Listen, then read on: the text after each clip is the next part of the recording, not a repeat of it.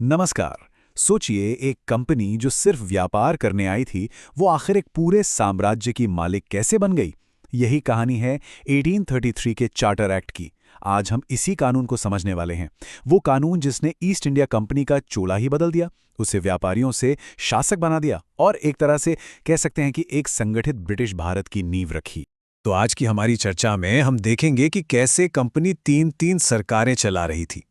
फिर आएगा 1833 का वो मोड़ जिसने सब कुछ बदल दिया। हम कानून और सेंट्रलाइजेशन की बात करेंगे, इसकी अच्छी बुरी विरासत को भी देखेंगे और अंत में इस बड़े सवाल पर आएंगे कि क्या यही आधुनिक भारत की नींव थी। चलिए शुरू करते हैं। तो 1833 से पहले ब्रिटिश भारत का हाल कैसा था? कल्पना कीजिए, एक कंपनी, लेकिन सरकारें तीन: बंगाल, मद्रास और बॉम्बे। ये तीनों प्रेसिडेंसीज, आप समझिए, अपनी अपनी ढपली, अपना अपना राग, सबके अपने कानून, अपने नियम। नतीजा क्या था? पूरा कंफ्यूजन। एक ऐसा टूटा फूटा और उलझा हुआ सिस्टम जो किसी एडमिनिस्ट्रेटिव बुरे सपने से कम नहीं था। और यहीं पर सबसे बड़ा सवाल खड़ा होता है ना, कि भाई, व्यापारियों की एक कंपनी आखिर एक पूरे साम्राज्य पर राज कैसे कर सकती है। ये सिस्टम ज्यादा दिन चलने वाला था ही नहीं। ये एक ऐसी समस्या थी जिसके लिए एक बहुत बड़ा, एक क्रांतिकारी समाधान चाहिए था। और वो समाधान आया 1833। देखिए, ये बदलाव कोई रातों रात नहीं हुआ। इसके पीछे कई बड़ी वजहें काम कर रही थीं। एक तरफ तो ब्रिटेन में लिबरल आइडियाज और इंडस्ट्रियल रेवोल्यूशन का जोर था। वहां के उद्योगपति चाहते थे कि कंपनी की मोनोपोली खत्म हो ताकि वो भी भारत के बाजार में आ सकें। दूसरी तरफ यहां भारत में तीनों प्रेसिडेंसीज का जो एडमिनिस्ट्रेटिव रायता फैला हुआ था, वो अब संभल नहीं रहा था। और ऊपर से मैकाले जैसे लोग थे जो कह रहे थे कि भारतीय कानूनों को सुधारना होगा, उन्हें एक करना होगा। मतलब प्रेशर चारों तरफ से बन रहा था। और इसी बढ़ते प्रेशर के बीच आया 1833 का चार्टर एक्ट। ये बस एक और कानून नहीं था, नहीं, ये वो लम्हा था जब ब्रिटिश भारत के लिए एक तरह से रीसेट बटन दबा दिया गया। अब पूरा का पूरा सिस्टम नए सिरे से लिखा जाना था। इस एक्ट का जो सबसे बड़ा, सबसे बुनियादी बदलाव था, वो ये था: ईस्ट इंडिया कंपनी अब व्यापारी नहीं रही। उसका व्यापार खत्म। उसकी सारी कमर्शियल एक्टिविटीज बंद कर दी गईं। यहां तक कि चीन के साथ चाय वाला जो उसका फायदेमंद बिजनेस था, वो भी गया। रातों रात कंपनी ने एक व्यापारी का चोला उतार फेंका और अब वो सिर्फ और सिर्फ भारत में ब्रिटिश सरकार की एक एडमिनिस्ट्रेटिव बॉडी बन गई।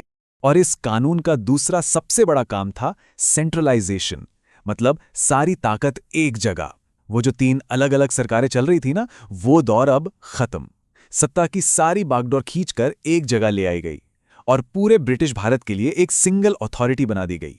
अब शासक एक, कानून एक। और इस नई अकेले शासक को एक नया और सादा पावरफुल टाइटल दिया गया, गवर्नर जनरल ऑफ इंडिया। ये पहले वाले गवर्नर जनरल ऑफ बंगाल से कई ज्यादा बड़ा पद था। अब इसके पास पूरे ब्रिटिश इंडिया की सिविल और मिलिट्री दोनों पावर थीं। और इस कुर्सी पर बैठने वाले पहले शख्स थे लॉर्ड विलियम बेंटिक। अच्छा, सारी पावर एक जगह इकट्ठा तो कर ली, पर इसका इस्तेमाल होना कैसे था? इस एक्ट ने सिर्फ पावर का मैप नहीं बदला, इसने कानून और एडमिनिस्ट्रेशन को इस तरह से गढ़ा कि उसका असर आज भी महसूस होता है। ये सेंट्रलाइजेशन का प्रोसेस बहुत सीधा साधा था। स्टेप 1, मद्रास और बॉम्बे प्रेसिडेंसी से कानून बनाने की ताकत छीन ली गई। स्टेप 2, कानून बनाने का सारा अधिकार भारत के गवर्नर जनरल को दे दिया गया। और स्टेप 3, पूरे ब्रिटिश भारत के लिए एक सिंगल यूनिफाइड एडमिनिस्ट्रेशन बना दिया गया। बस यहीं पर जो प्रांतों की थोड़ी बहुत आज़ादी थी, वो खत्म हो गई। कभी सोचा है कि भारत का जो लीगल सिस्टम है, खासकर इंडियन पीनल कोड यानी आईपीसी, उसकी जड़ें कहाँ हैं? वो इसी 1833 के कानून से जुड़ी हैं। इसी एक्ट के तहत एक लॉ कमीशन बनाया गया था और उसकी कमान थी लॉर्ड मैकाले के हाथों में।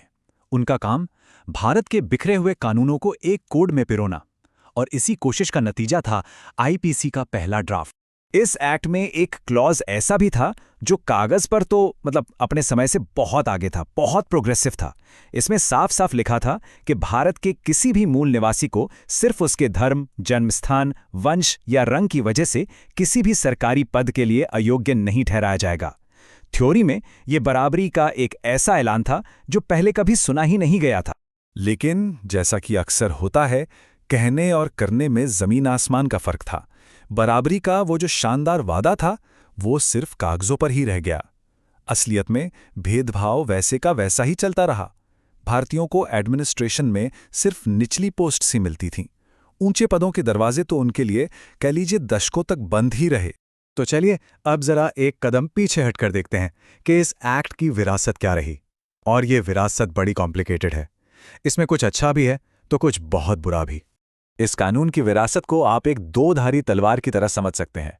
एक तरफ इसने भारत को एक एडमिनिस्ट्रेटिव यूनिटी दी जो पहले कभी नहीं थी। एक सरकार, एक कानून, ये पॉजिटिव था। लेकिन दूसरी तरफ इसने इकोनॉमिक एक्सप्लॉयटेशन को इंस्टीट्यूशनलाइज कर दिया। भारत को ब्रिटेन की फैक्ट्रियों के लिए सिर्फ एक रॉ मटेरियल सप्लायर बना दिया गया और भारतीयों को अपनी ही सरकार में कोई पॉलिटिकल राइट्स, कोई हिस्सेदारी नहीं दी गई। और अगर हम 1833 के एक्ट को इसके ठीक पहले वाले 1813 के एक्ट से कंपेयर करें तो फर्क साफ नजर आता है। 1813 ने तो बस ट्रेड मोनोपोली को कम किया था, 1833 ने उसे जड़ से ही खत्म कर दिया। गवर्नर जनरल अब बंगाल का नहीं, पूरे इंडिया का था। प्रेसिडेंसी की लेजिस्लेटिव पावर पूरी तरह छीन ली गई और लॉ कमीशन बनाने का आइडिया तो बिल्कुल ही नया और गेम चेंजिंग था। तो हम वापस उसी बड़े सवाल पर आते हैं, क्या ये कहना सही होगा कि इसी एक्ट ने मॉडर्न इंडिया की नींव रखी? आइए देखते हैं कि 1833 से आगे का रास्ता कैसा रहा और इसका लॉन्ग टर्म इम्पैक्ट क्या हुआ। वो जो लॉ कमीशन बना था ना, उसका असर बहुत गहरा और बहुत लंबा चला।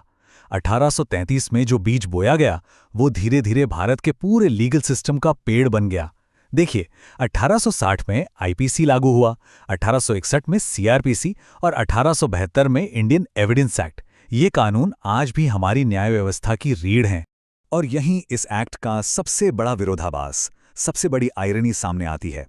इसने एक तरफ तो भारत को एडमिनिस्ट्रेटिव और लीगल तौर पर एक किया और इसी एकता का इस्तेमाल बाद में हमारे राष्ट्रवादियों ने आज़ादी की लड़ाई के लिए किया। लेकिन इसी एक्ट ने हमारी इकोनॉमी को कॉलोनियल शिकंजे में ऐसा जकड़ा कि गरीबी और डी इंडस्ट्रियलाइजेशन बढ़ता गया। और हाँ, इसने वेस्टर्न एजुकेशन को बढ़ावा देकर एक नया इंटेलेक्चुअल क्लास तो बनाया, पर साथ ही कल्चरल इंपीरियलिज्म को भी खूब हवा दी। तो आखिर में सवाल यही बचता है, क्या 1833 का चार्टर एक्ट एडमिनिस्ट्रेशन को मॉडर्न बनाने का एक कदम था या ये सिर्फ साम्राज्य पर अपनी पकड़ मजबूत करने का एक ब्लूप्रिंट था? शायद इसका जवाब है कि ये दोनों ही था। एक ऐसा कानून जिसे बनाया तो गया था राज करने के लिए, पर देखिए विडंबना कि उसी ने अनजाने में उस राष्ट्र को एक कर दिया जिसे एक दिन अपनी ही आज़ादी के लिए लड़ना था।